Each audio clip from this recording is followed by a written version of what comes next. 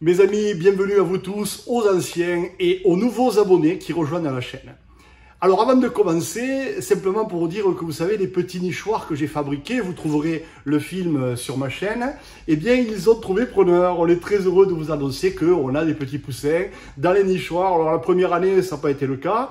Et puis maintenant, eh bien, il y a au moins 3 nichoirs sur 5 qui sont habités et on entend les petits poussins chanter. Voilà, je tenais à vous tenir au courant, c'est chose de faite.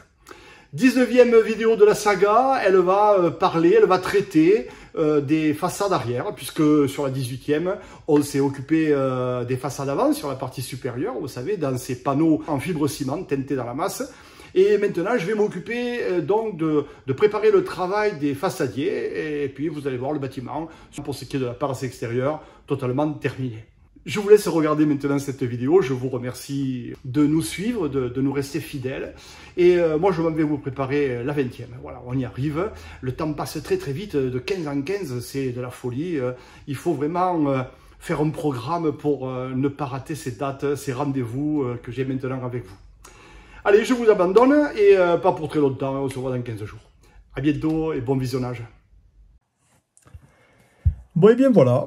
Les façades du boulevard sont terminées et mes pièces de bois sont protégées. Il ne reste plus qu'à retourner se coucher. Non, je plaisante bien sûr, je vais retourner sur l'arrière de ce bâtiment pour préparer le travail des façadiers. Marie-Paul, ma moitié, m'a dit « Tu ne penses pas que tu en as assez fait? Fais appel à des artisans pour te soulager sur ce poste et tu te consacreras à un travail moins lourd. » Alors je l'ai écouté, elle est très bien. Je l'ai écouté, et oui, mais je l'ai écouté d'une oreille seulement. Oui, je n'ai pu me résoudre à laisser faire la pose des baguettes d'angle à mes façadiers. Il y en a beaucoup, tu sais, entre toutes les fenêtres, les portes avant, les portails, les angles à droite, à gauche. En fin de compte, près de 200 mètres linéaires y sont passés.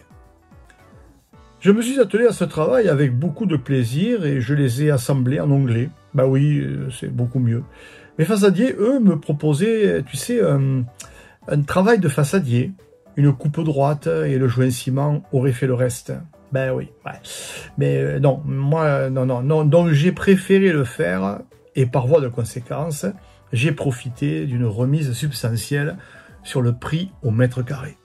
Car du temps, il y en a beaucoup sur ce poste. Si tu veux faire les choses convenablement, bien sûr, tu peux me croire. Du temps, il y en a vraiment beaucoup. Une fois ce poste fini, mes façadiers ont quasiment couru sur les échafaudages et les façades ont été terminées en 3 ou 4 jours, je ne me souviens plus exactement, mais ça s'est fait en un clin d'œil. Et Marie était soulagée. Mais avant de les voir courir sur les échafaudages, regarde un peu ce que j'ai fait. J'ai réfléchi à un montage particulier pour fixer un profil en U sur lequel la coursive de sécurité extérieure viendra se fixer. Cette coursive permettra aux personnes en fauteuil roulant, dites à mobilité réduite, d'accéder à tous les locaux de l'étage, par l'extérieur bien sûr, en empruntant l'ascenseur prévu, lui, à l'intérieur du bâtiment, dans le local technique. Donc, comme je viens de te le dire, j'ai réfléchi à ce montage, et voilà le dessin en coupe pour bien comprendre comment avoir un point d'accroche rigide qui traverse un mur en ossature bois de 29 cm, et qui traverse aussi la poutre Kerto. C'est une poutre composite, périphérique. Souviens-toi, c'est sur elle que sont fixées toutes les solives du premier plancher. Donc, je la prends en sandwich, entre 2 platines de métal de 6 mm d'épaisseur, traversées par des tiges filetées de 12 mm de diamètre. Le tout équipé d'écrous et de contre-écrous, avec frein filet et presse-étoupe sur façade. J'ai par endroits et sur la moitié du bâtiment été obligé de percer la poutre en nid pour accéder à la poutre Kerto. Et oui, le sens de fixation des poutres en nid nous y oblige, perpendiculaire dans un sens et parallèle dans l'autre, souviens-toi, et c'est sur la moitié du bâtiment. D'ailleurs, regarde, sur cette photo, tu peux voir l'isolant, mis entre les 2 poutres en cours de construction, donc très très tôt dans le programme de construction, pour diminuer les ponts et avoir une belle continuité thermique au niveau des planchers. Voilà les tiges filetées qui débordent de la façade, pour recevoir le dos du U en question, pour retrouver un bel appui au tirage comme à la compression. Le dos du U ne doit pas toucher la façade, un jeu de 2 cm est prévu pour éviter tout encrassement de la façade dû à l'accumulation de poussière ou d'autres feuillages, qu'en sais-je. Et du fait, prévenir l'oxydation de cette face non visible et difficilement accessible. À noter que tous les profils utilisés seront galvanisés à chaud. Ici, tu aperçois la contreplatine et les écrous de serrage équipés du frein filet pressé-toupe. J'ai à chaque fois découpé l'isolant et réinstallé le bloc isolant, poste par poste, en utilisant la même colle pour polystyrène, tu sais, celle qui m'a servi à coller ces mêmes panneaux sur la façade. Et du fait, rétablir la planimétrie au droit des tiges filetées. J'ai installé un écrou débordant sur façade avec presse-étoupe en attente de recevoir le U.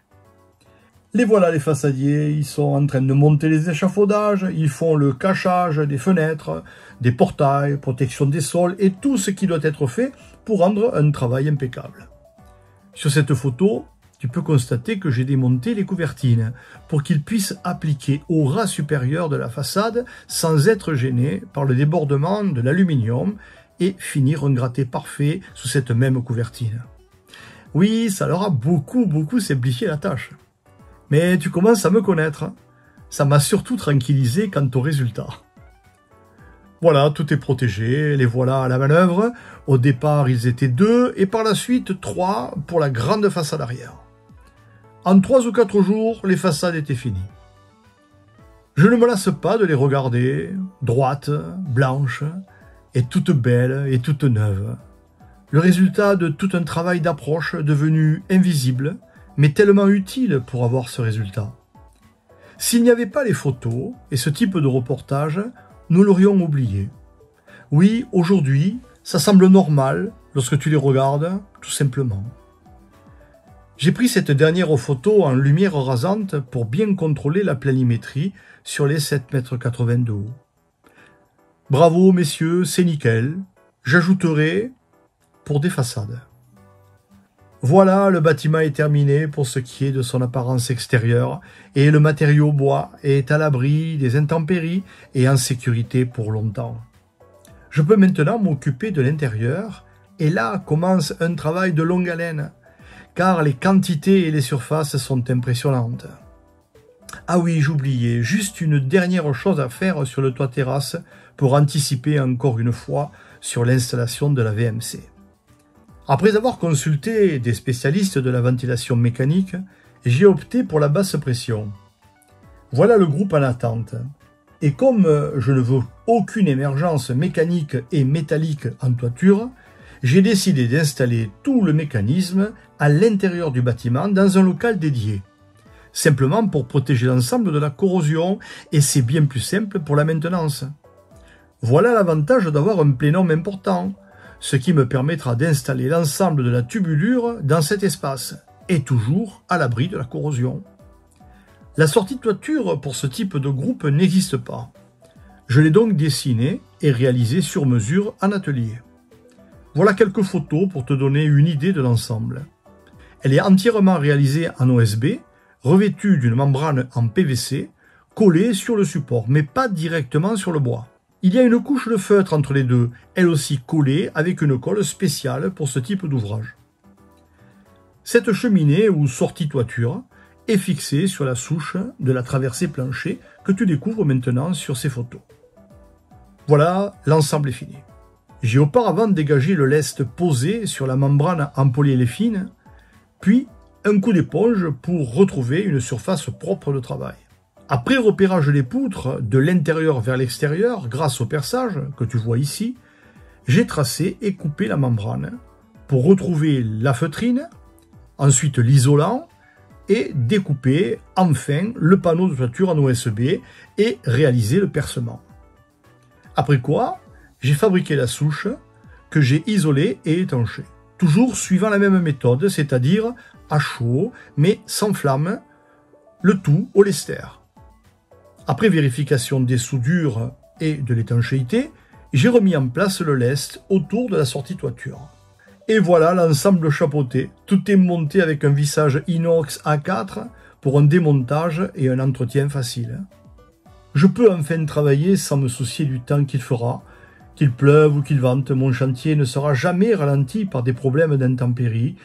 Et comme je sers mes clients en même temps, les jours où je ne peux intervenir chez eux, je travaille chez moi et du fait, je ne perds pas mes journées. Et voilà, c'est déjà la fin de ce diaporama.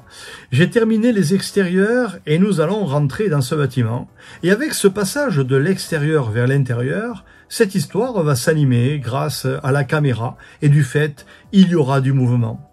Certaines vidéos datent un peu et laissent transparaître mon amateurisme de départ, mais vous me le pardonnerez, j'en suis sûr. Promis, je vais faire le tri. Je te souhaite le meilleur, porte-toi bien et prends soin de toi. Merci de m'avoir accompagné jusqu'à la fin de ce diaporama. À très bientôt mon ami, à très bientôt.